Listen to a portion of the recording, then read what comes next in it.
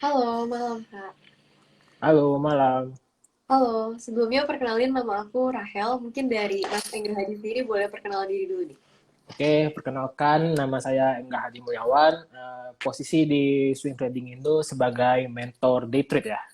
Hmm, Dan udah jalan di Swing Trading Indo sekitar 4 bulan.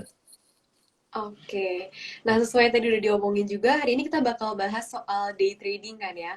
Tapi Hmm. mungkin sebelum masuk ke topik itu, aku mau minta view dari Mas Engga Hadi dulu dong soal IHSG kita saat ini.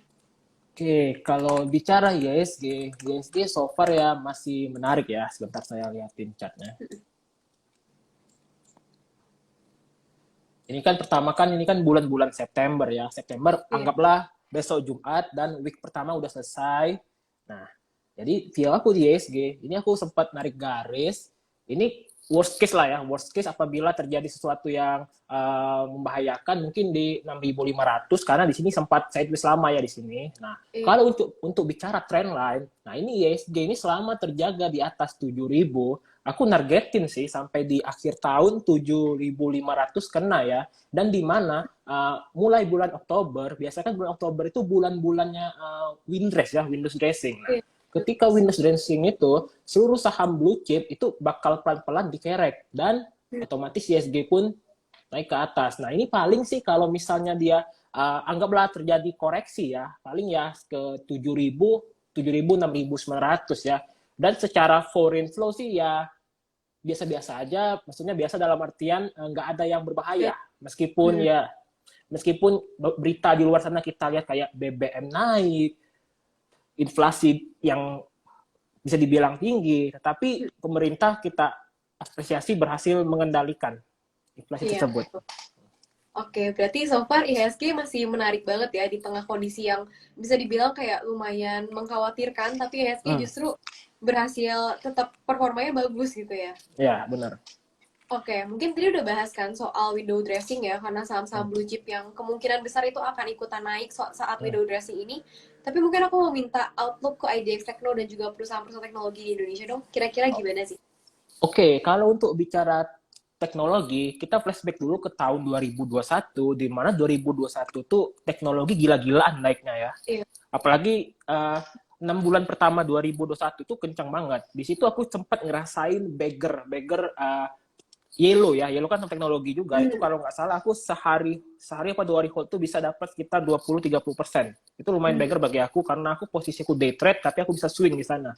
Nah, hmm. kalau kita lihat chartingnya di IDX Techno di TradingView. Nah, ini kan kalau kita cek dari Juni 2021, ini kencang banget nih, Iya, iya. kencang banget. Nah, lanjut ke 2022 sampai ke terakhir bulan September, dia posisinya masih downtrend ini. Nih, dia masih Hmm, downtrend. Dan so far ya belum ada yang menarik di FGX Techno. Aku sih kalau untuk sektor sampai akhir tahun masih ngejagoin ya energi lah, sampai kayak batu bara, minyak seperti itu masih ngejagoin. Tapi untuk long term, anggaplah mungkin sekitar 2 tahun 3 tahun lagi, Tekno bakal tampil lagi. Aku percaya itu. Ya, kalau penyebabnya apa, Tekno itu bisa turun, koreksi yang dalam kayak gitu. Kan kalau kita tahu inflasi terjadi mau nggak mau the Fed di Amerika ya, meskipun aku bukan pakar untuk mikroekonomi, tapi secara nggak langsung mereka pastinya menaikkan suku bunga.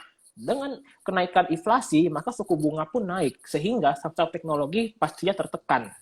Nah, jadi untuk sementara dihindarin dulu karena kita nggak tahu nih bottomnya di mana gitu terkait hmm. teknologi. Bahkan kita tahu luar sana ya kayak yang kripto, Bitcoin itu kan kita pun nggak tahu itu Oke, bottomnya di mana. Itu masih masih turun downtrend. terus. Iya, Hmm, turun betul. terus. Oke, berarti kalau untuk sektor teknologi sendiri masih kurang oke ya. Nah, Ya. tapi ini udah sempat dibahas juga nih, tadi udah sempat disinggung soal energi ya yang mesti Hmm. dijagoin. Itu kenapa sih? Emang bakal ada apa sih di sektor Oke, energi kalau ini? untuk bicara uh, energi, seperti kita tahu, kalau terjadi suatu krisis, aku flashback ke tahun 2008. 2008 itu kalau nggak salah ketika recovery 2 tahun, 3 tahun berikutnya dari 2008, itu saham-saham energi itu rally, termasuk batu bara. Nah, yang rally siapa di sini ya? Kayak Indi, Adro, ITMG, itu kan sekarang lagi kencang-kencang banget. Iya, Apalagi betul. Bumi.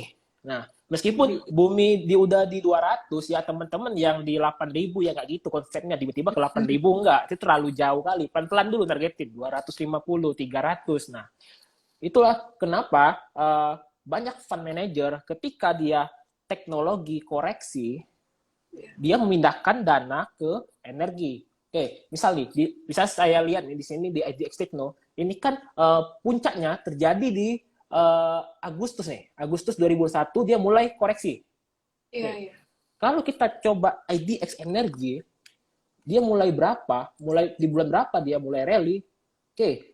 Kalau tadi Agustus, nah ini Agustus mulai sideways, tapi di November mulai terjadi, sorry, di September udah terjadi kenaikan di sini.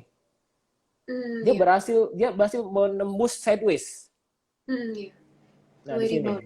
Ya, dia mulai rebound ke atas dan itulah awal energi rally kalau nggak salah di Q4 ya, Q4 tahun lalu. Kalau kita ingat di awal-awal tahun, sorry, di tahun tersebut di Oktober itu penggeraknya kalau nggak salah SMMT yang berhasil beggar.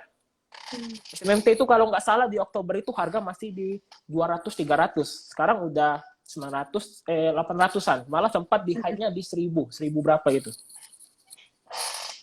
Udah hampir 5 kali lipatnya ya. Iya, udah beggar kali itu. Oke. Nah, kalau gitu tadi kan udah sempat dibahas juga nih soal energi. Kira-kira itu tuh pengaruh juga sih dari cycle, commodity cycle yang emang Benar. terjadi selama akhir tahun. Terpengaruh ya berarti? Iya, sangat terpengaruh sekali terkait komoditi super cycle. Oke. Nah, kalau gitu kita mulai masuk ke topik kali ya. Udah cukup dulu nih Ya. bahas soal ISG dan seputar sahamnya. Mungkin boleh dong dijelasin dulu sebenarnya metode trading tuh ada apa aja sih? Dan bedanya tuh apa aja? Oke, kalau metode trading yang kita tahu tentunya paling pertama investing. Investing, kedua swing, dan terakhir, ketiga day trade, keempat scalping. Nah, kalau day trade dan scalping itu mirip-mirip. Dan tentunya menurut aku yang paling susah itu investing. Dimana kalau investing itu kita bukan bermain soal chart lagi, kita bermain soal laporan keuangan. Dan Ya, laporan keuangan itu banyak sekali yang mesti dibaca. betul. Selain dibaca, kita mesti tahu nih perusahaan ini kerjanya gimana ya. Bila perlu kita visit-visit lah sesekali ke perusahaan tersebut. Seperti itu. Itu kalau jenis-jenisnya. Oke. Berarti kalau day trading sama scalping tuh mirip kan ya? Karena mainnya tuh selama jam market doang. Maksudnya kayak sebentar kan, harian bisa dibilang. Nah, jadi apa bedanya sih day trading sama scalping tuh? Oke, kalau day trading scalping kita tahu biasanya para scalper cuma ngambil tiknya tipis ya. Misal 1 tik, 2 tik, 3 tik. Bener kan? Betul. Tapi kalau misalnya day trading, kita bisa mengkombinasikan misalnya ini kayak hold sehari atau 2 hari itu bagi aku udah day trading. Masih termasuk day trading. Contoh nih kayak di INCF kemarin. INCF itu meskipun kita tahu itu gorengan yang akut, nah, di situ aku berhasil mendapatkan sekitar 10%. 10% hanya dalam hanya beli di sore, aku hold, terus paginya aku take profit. Aku beli di tanggal 6 September di jam-jam siang, besok paginya aku take profit. Beli kalau nggak salah di average rata-rata 91, jualan di 101, 102. Dan itu udah lumayan sekali, itu 10% dalam waktu sehari. Iya. Berarti bedanya day trading itu jangka waktunya lebih panjang daripada scalping ya? Karena scalping tuh Bener. biasanya dalam 1 hari aja kan ya? Hitungan jam, itu jual lagi. Malah scalping itu hitungan detik bisa. Ikutan, iya benar banget. Cepet banget. Berarti itu ya bedanya teman-teman semua. Dan tadi kalau swing trading, mungkin boleh dijelasin juga nih. Swing trading tuh apa sih? Oke, kalau swing trading, aku sebenarnya bukan praktisi swing ya. Kalau di STI ada si Aldo ya, dia praktisi swing. Dia swing itu lebih ke kita nargetin take profit yang jauh banget. Misal kejadian kayak di bumi, Aldo itu dapat sekitar 15-20% hanya memanfaatkan titik breakout. Dan dia stop loss-nya kecil banget. Stop loss-nya mungkin sekitar 3%, 4%. Dan secara risk reward itu bisa 1/4, 1/5. Seperti itu. Oke, berarti kalau swing itu jangka waktunya lebih panjang lagi ya? Mungkin dalam itu minggu atau bulan ya biasanya? Kalau swing bulan itu. Bisa, minggu bisa. Tergantung kenyamanan kita menunggu sampai sejauh mana gitu. Oke. Nah, kalau gitu benar gak sih day trading itu sebenarnya metode trading yang paling cuan? Oke, kalau untuk bicara paling cuan, aku tidak berani bilang seperti itu karena nanti aku dihakimi masa kan banyak bilang ini lebih menarik. Aku berani bilang itu. Cuma apapun caranya, selagi teman-teman nyaman makainya, selagi itu menarik bagi teman-teman, lakuin aja. Karena kan misalnya aku seorang day trader, apakah teman-teman cocok untuk menjadi day trader? Belum tentu. Ya teman-teman mungkin cocok di swinger atau mungkin cocoknya ke investing Iya. seperti itu. Karena tiap orang beda-beda juga ya profil Bener. risikonya. Kayak gimana, ya balik lagi ke diri masing-masing juga. Jadi nggak bisa dibilang paling cuan juga ya, karena tiap orang beda-beda. Nah, kalau gitu kan tadi udah dibahas nih, day trading itu biasanya 1-2 hari paling udah dijual. Nah, jadi itu tuh sebenarnya saham seperti apa sih yang cocok untuk day trading? Oke, kalau untuk bicara saham yang cocok seperti apa, tentunya kita tahu dulu nih kriteria screeningnya gimana. Kriteria screeningnya gimana? Aku ada grup day trade ya, X Swing Trading Indo, di mana aku sebagai mentornya. Aku kemarin menganalisis OBMD. OBMD itu saham-saham energi juga termasuk. Nah, aku di sini fokusku di tanggal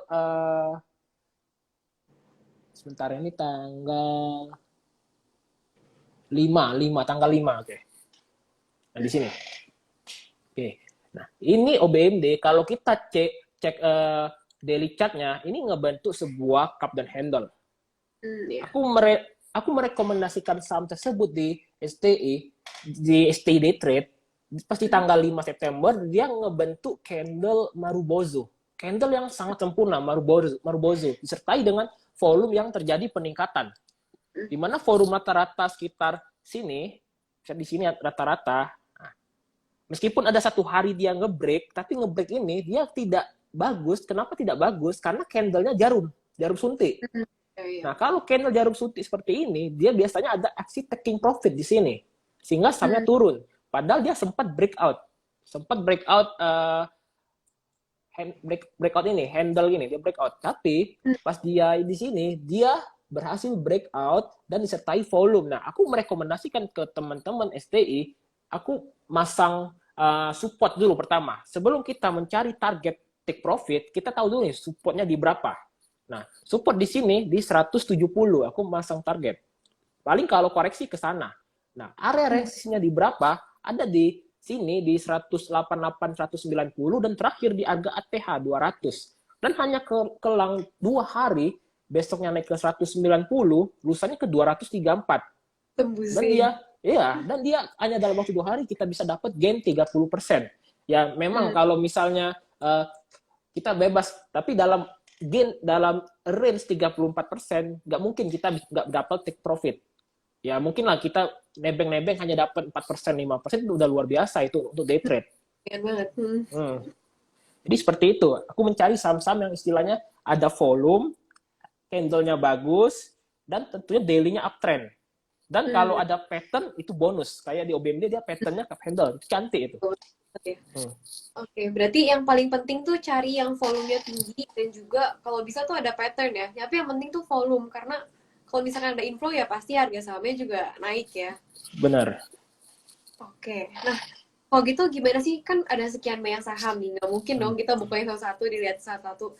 Tapi gimana sih cara kita screening dan tentuin titik entry untuk masuk ke saham-saham yang bisa di day tradingin?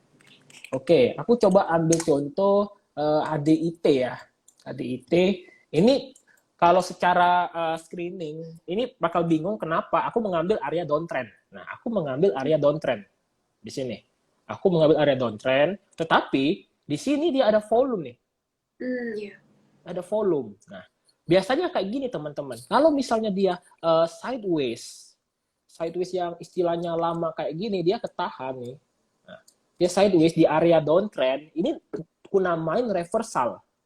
Ketika ada volume, biasanya kenaikannya bisa maksimal hari ketiga. Dan di hari ketiga dia dibanting. Terus kalau entry-nya gimana? Entry-nya aku biasa pakai chart menit. Sebentar, itu di tanggal tanggal berapa itu?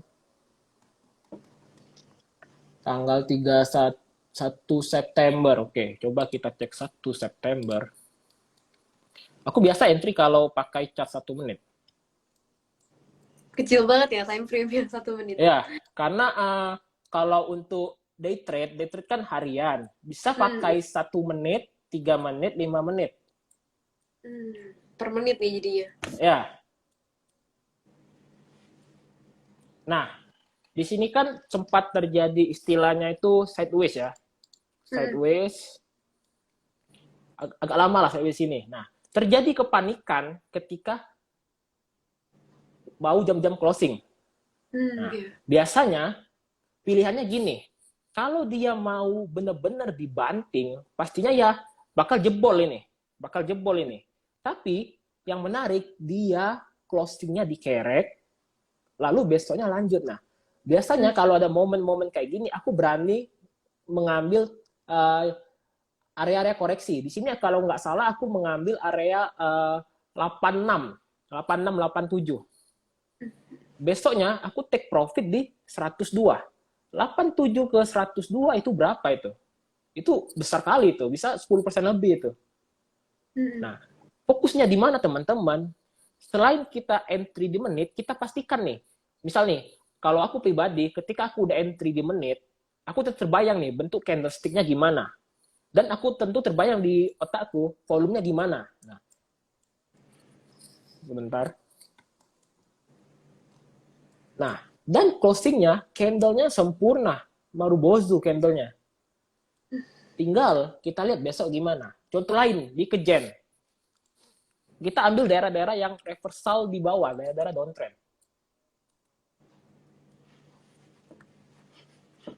Nah, ini.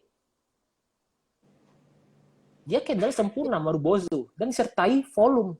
Volumenya tinggi. Ya, lalu besok lanjut naik dia. Tapi nggak semata-mata ada volume dia naik. Ya bisa aja tipuan kayak saham-saham repo ya, yang volumenya gede, tapi sahamnya nggak gerak kemana-mana gitu. Jadi ya setiap peluang pasti ada aja saham-saham yang tipuan kayak gitu ya, jarum-jarum kayak gitu. Iya. Nah, tapi gimana sih cara bedainnya mana yang volumenya tuh bohongan tapi sahamnya nggak kemana-mana gitu, volume tinggi tapi sahamnya nggak kemana-mana, sama volume yang emang beneran bisa nerbangin sahamnya gitu. Oke, kalau untuk terkait volume yang bohongan itu, kita mesti tahu dulu nih, contoh sahamnya kayak apa? Kayak Zinc. Zinc ini kan saham-saham repo. Nah, oke. Bisa kita lihat ini. Nah, ini kan volumenya gede banget ini. Stabil gedenya. Tapi kalau chartnya gimana? Ya di sini aja geraknya. Sideways. Ya. Nah, sideways. Itu berarti ini volume yang tipuan. Karena sahamnya repo ya. Kita tahu contoh repo itu misalnya kayak BP dulu sempat repo sebelum dikerek, kemudian ada Kota, ya banyaklah saham-saham repo Indonesia. Nah, repo ini hati-hati teman-teman. Biasanya dia ketika dia trennya naik, dia naik kenceng. Tapi ketika dibanting ke dasar kayak gitu. Nah, terus apalagi pertanyaannya saya lupa. Oh, yang ngebedain ya. Oh, yang ngebedain. Oke. Jadi kalau terkait ngebedain itu, biasanya nih, kita tahu titik support, titik resist dulu. Nah, resistnya di mana HDIT?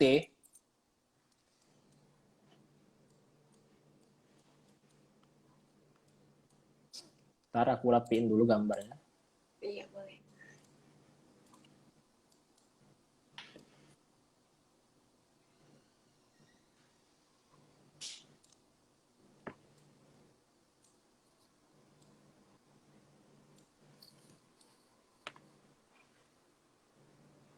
Nah, oke. Nah, ini kan chartnya dia ini ada resist. Nah, dia ada resist. Nah, di sini dia cukup aja ketahan di angka 85. Oke. Di angka 5. Ini ibaratnya area dia breakout secara daily. Nah, coba kita cek menit tadi. Dia ketahan di mana? Di tanggal 1. Oke, dia 85 ini sesuai dengan di sini di 85. Nah, ketika dia jebol, dia dikerek lagi. Dan aku asumsikan ini aman. Aman dari area dia jebol ke bawah, area dia breakdown. Ketika dia ketahan kayak gini, aku berani hold. Makanya aku ambil di 86, 87 dekat support ini. dan dia closingnya candle-nya bagus, volume besar. Nah, seperti itu. Jadi kita kombinasikan resist di daily sama resist support di menit. Nah, mana yang diutamakan? Resist support di daily terlebih dahulu gitu. Menit itu hanya untuk untuk titik entry aja, titik entry seperti itu. Oke, berarti kalau untuk day trading harus belajar juga ya, Pak. Coba pakai time frame yang kecil-kecil banget ya, kayak menit gitu hitungannya. Oke, kalau untuk day trading, kalau bicara belajar dari mana, aku belajar itu sebenarnya awalnya scalping di tahun 2019 udah start aku scalping. 2020 aku sempat rugi besar sekitar 100 juta di 6 bulan pertama. 6 bulan berikutnya aku berhasil ngebalikin rugi jadi untung. 6 bulan berikutnya aku untung sekitar 140 juta. Nah, di 2021 aku benar-benar memanfaatkan day trading. Aku pernah nge-hold suatu sahamnya Becap, saham MNC Group. Dalam sehari aku bisa gain 44%. Dia itu dari dari apa? Dari scalping ya? Awalnya bukan dari scalping. Awalnya sih aku cek menit kan. Aku entry menit. Terus aku lihat nih, dia nggak ngejebol titik support. Biasanya support itu aku jadikan titik untuk stop loss. Biar profitku aman seperti itu. Dan aku lihat dia terjaga terus. Dan endingnya, closingnya arah. Dulu kita tahu kalau arah di 2021 itu, paginya dia loncat tinggi kan. Nah, loncat tinggi itu, aku manfaatkan. Jadi aku bisa dapat gain besoknya bonus dari arah sekitar 10% lebih. 10-15% lebih. Jadi, aku total gain 44%. Itu kalau nggak salah secara rupiah profitku sekitar 30 jutaan itu. Ya kalau bicara belajar berapa lama ya pengalaman yang bisa ngebuat kayak gini. Tetap jam terbang ya. Ya. Oke, nah tadi kan udah sempat bahas nih. Tapi kalau misalkan soal titik entry, nah sekarang mau bahas soal stop loss dan juga take profitnya saat trading tuh gimana sih cara nentuinnya? Oke, kalau stop loss sama take profit, kita mesti memperhitungkan risk reward ratio. Misal nih, kayak aku di HDIT, aku berani serok 87, asumsi supportnya itu di 85. Itu cuma berapa tick? Cuma 2 tick. Tetapi closingnya di berapa saat itu? HDIT closingnya di 91. 87 ke 91 itu 4 tick. Support 2 tick. Itu risk reward ratio aku udah 1:2. Itu sangat menarik, 1:2. Nah, tapi kalau misalnya kita cenderung di scalping, bukan aku menjelek-jelekan scalping. Kalau bisa, kita scalping itu sekali-kali lah kita ngerampok. Jangan main cuma 1-2 tick. Ya, misal nih, 1-2 tick kita copet terus. Tapi kita cut loss berapa? 1 tick, 2 tick. Nah, kalau 1 tick, 2 tick itu, kita kena fee juga kan. Ada fee sekuritas. Nah, itu yang bisa bikin kita rugi. Ya, BOP. Bahkan rugi jatuhnya. Iya. Kali-kali coba mainnya agak panjangan dikit ya, jangan yang panjangan dikit. Itu pun butuh dilatih mentalnya. Iya. Karena tiap orang balik lagi ya, tiap orang juga beda-beda. Mungkin ada yang cocok di scalping ya boleh aja, tapi kalau bisa ya coba lah apa metode-metode lain gitu ya. Iya, benar. Oke. Nah, mungkin sekarang mau bahas sedikit nih soal kesalahan apa sih yang biasanya dilakuin sama para trader nih pada umumnya. Kayak tadi Mas Engga juga udah pernah rugi bergede banget ya. Oke. Ada apa sih? Kalau kesalahan itu bervariasi. Misal nih, kita nggak tahu nih keadaan marketnya gimana. Udah tahu marketnya ada kasus COVID, kita masih berani entry dana gede. Kesalahan aku saat itu, kenapa posisi RDN aku 100 juta, padahal marketnya lagi crash. Semestinya saat itu, aku kecilin danaku. Misal nih, di bulan April, Mei kemarin, itu sepi market. Kalau kita entry dana gede, kita ya tewas di sana. Mau nggak mau, kita kecilin dana RDN. Ya banyak contoh, misalnya teman-teman aku yang kurang bisa mengenal karakter market, kurang bisa merasakan feel di market. Nah, kalau marketnya ya sepi, kita jangan main dana gede. Kita main dana kecil aja. Kita selamatin diri. Mending kalau kita loss dana kecil, tapi kita bisa kembalikan loss itu di bulan berikutnya, di bulan-bulan market rame. Tetapi kalau misalnya marketnya rame, kita mau dana besar, mau hantam, silakan. Tidak masalah.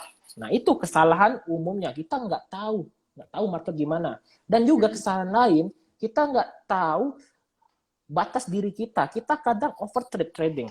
Iya. Overtrade gimana? Misal nih, kita trading sehari udah cuan, misalnya cuannya 2 juta. Anggaplah modalnya itu 2 juta itu dari sekitar 20 juta atau mungkin 30 juta. 2 juta dari 20 juta itu gede, itu 10% sehari cuannya. Returnnya gede. Nah, tetapi kadang nafsu kita pengen trading lagi, lanjut lagi terus. Tapi apa yang terjadi? Biji. Kita loss. Iya, loss. Dari 2 juta bisa loss, bahkan pernah minus. Aku pribadi pernah ngelakuin hal kayak gitu. Tetapi pelan-pelan kita perbaiki. Jangan dijadikan kebiasaan. Ingat, besok market masih buka.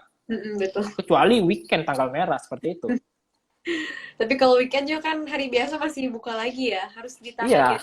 Ya ini emang susah banget sih pertama-tama pasti, tapi ya harus ditahan karena kalau terlalu Benar. greedy juga ya akhirnya malah jadi nggak cuan kalau di market tuh ya.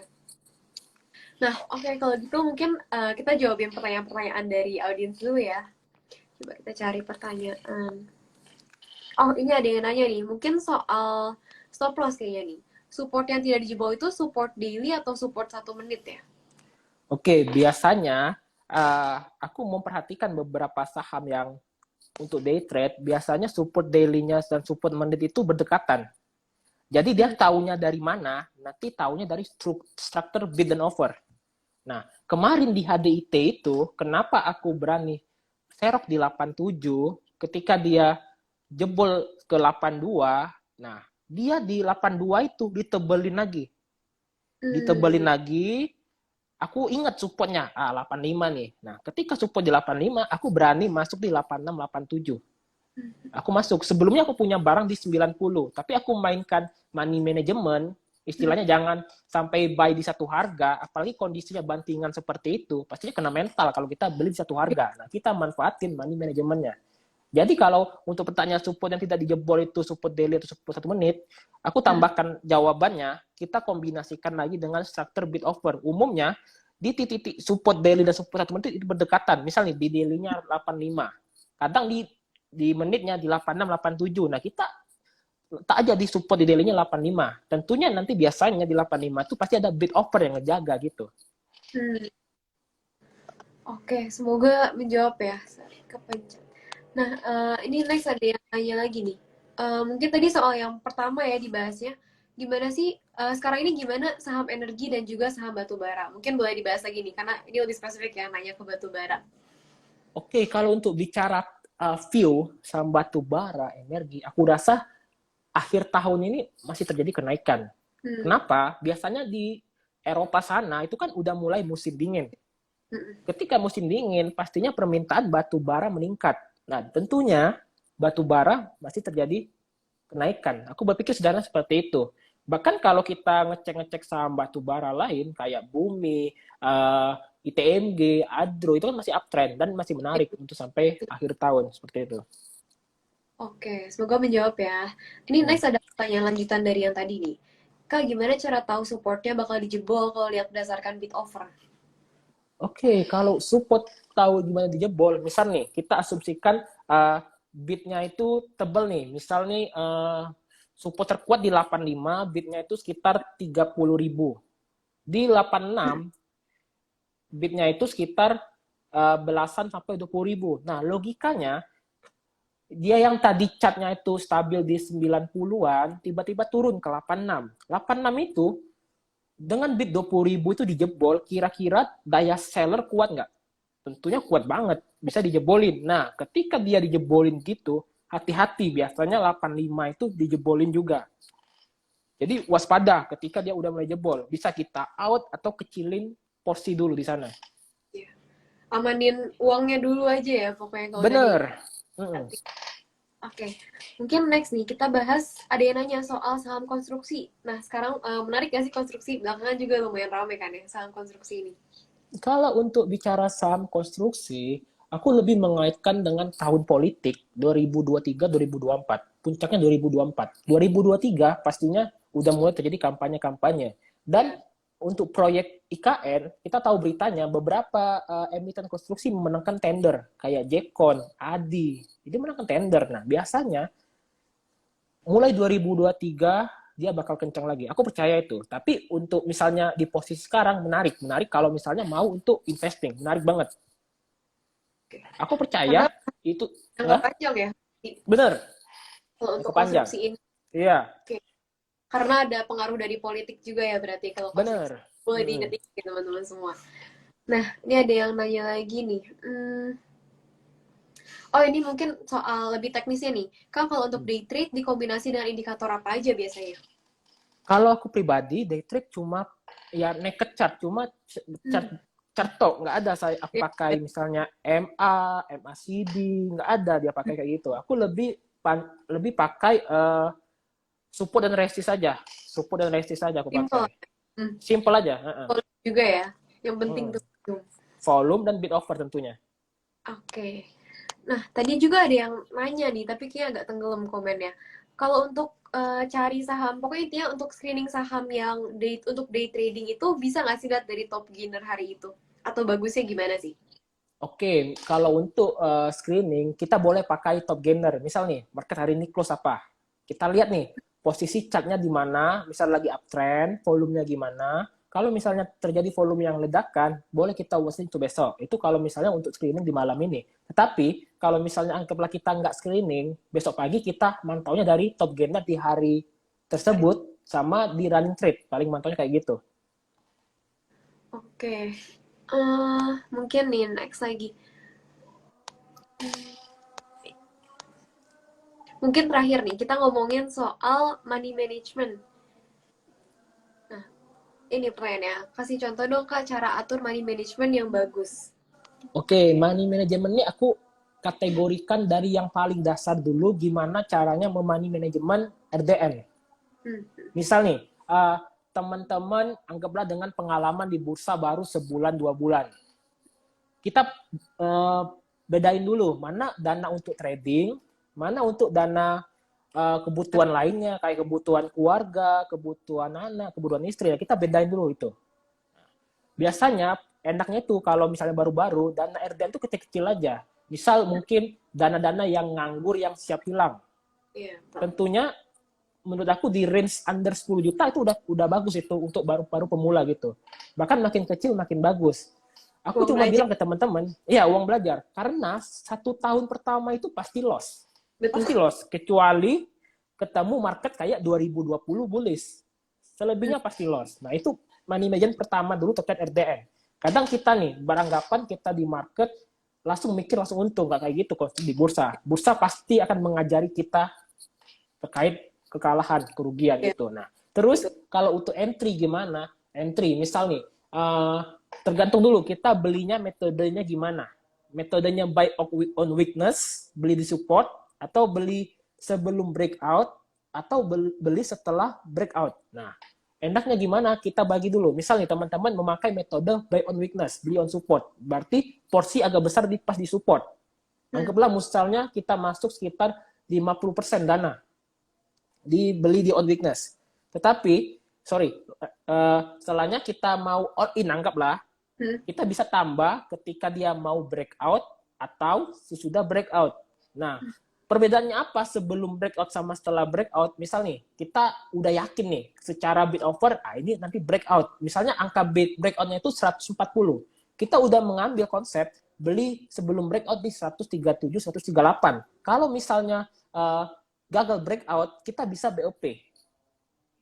Tetapi kalau kita beli secara breakout, mau nggak mau kita cut loss. Itu perbedaannya. Jadi bisa diatur tentang pembagian dananya. Itu contohnya, contoh sederhananya gitu. Oke. Berarti penting banget ya untuk punya kira-kira uangnya tuh mana sih yang pertama-tama tuh harus sediain dulu dana untuk yang emang udah rela kalau misalkan hilang juga ya. Karena pasti kalau udah terjun ke dunia saham tuh pasti akan ada uang belajar juga sih. Karena kerugian tuh ya nggak bisa dihindari kalau misalkan di market. Susah lah. Oke, mungkin last question banget nih terakhir. Mungkin dikasih ini aja kali ya. Kak tips dong, belum kepencet. Ya. Kak tips dong untuk day trader untuk pemula itu gimana ya? Sekalian untuk menutup live kita hari ini nih. Oke, untuk tips pastinya teman-teman perlu trial dan error berkali-kali, bahkan bertahun-tahun. Gak mungkin teman-teman hanya dalam waktu sebulan, 2 bulan, 3 bulan, teman-teman langsung jago, enggak. Yeah. Aku pribadi dengan STI ada grup day trade. Di situ aku sebagai mentornya. Kalau teman-teman mau join silakan, tapi teman-teman jangan beranggapan masuk sana teman-teman disuapin stock pick. Nggak bakal kayak gitu. Teman-teman bisa cek di sana. Aku jarang banget kasih stock pick. Aku lebih cenderung mereka bisa menganalisa sendiri. Mereka tahu gimana caranya untuk cut loss. Tentunya pastinya pakai dana yang kecil dulu. Dan aku syukur-syukur di grup tersebut banyak teman-teman yang udah bisa menganalisa sendiri, mulai dari volume, charting, kayak gitu. Jadi tipsnya gimana? Tipsnya tentunya latihan terus-menerus. Oke, berarti awal-awal sekali lagi mungkin di recap sedikit lagi. Tips buat pemula itu pertama-tama siapin dulu, make sure kalian tuh punya dana yang emang udah siap hilang. Jadi pakai uang dingin ya untuk trading ataupun untuk investasi. Dan juga kalian harus tahu risk kalian tuh sebesar apa sih. Risknya kira-kira segede gimana yang bisa kalian tanggung karena baik lagi tiap orang itu profil risikonya itu beda-beda. Oke, mungkin sorry banget nih masih banyak pertanyaan yang belum kejawab ya dari teman-teman semua. Ternyata banyak banget pertanyaan yang masuk. Tapi udah habis waktunya karena udah 40 menit juga. Mungkin sekali lagi aku mau ingetin buat teman-teman kalau hari itu ada giveaway OVO 50.000 buat 3 orang pemenang. Caranya gampang banget, kalian tinggal access aja IG Live ini dan post di story kalian. Jangan lupa untuk tag @caricuan.official dan juga @swingtradingindo. Oke, sekali lagi thank you so much ya Mas Engga udah mau sharing. Ya, Ini aku belajar banget dan semoga teman-teman juga bisa belajar banyak ya dari hari ini. Thank you.